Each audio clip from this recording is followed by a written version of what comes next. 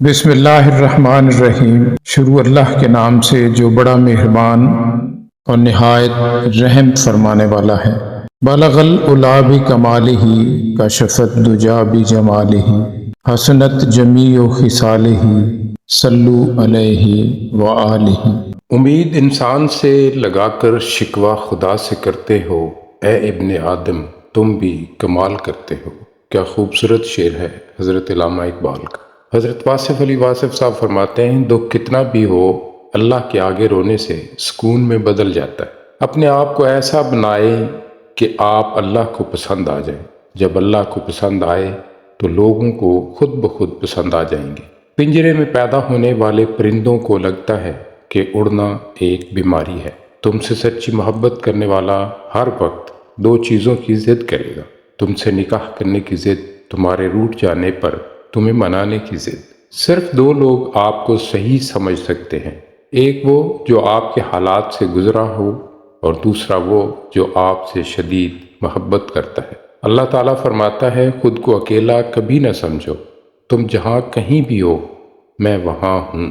کسی کو اس کے نام سے پکارنا اس کے دل میں آپ کی محبت بڑھانے کا کام کرتا ہے۔ خوشی تب ملتی ہے جب آپ اپنا موازنہ دوسروں سے کرنا بند کر دیتے ہیں۔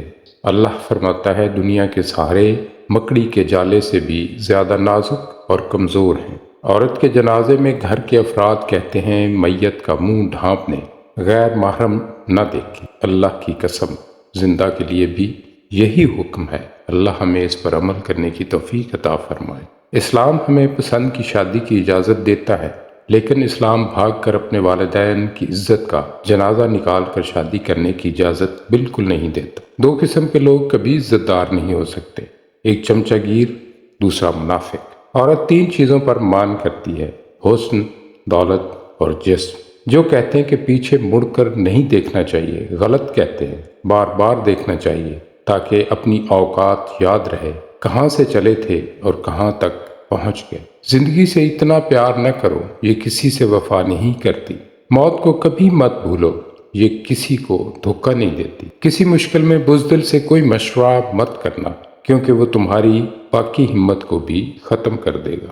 اعلیٰ زندگی کی چار نشانی: نیک گفتار، نیک کردار، نیک نیت اور نیک صحبت۔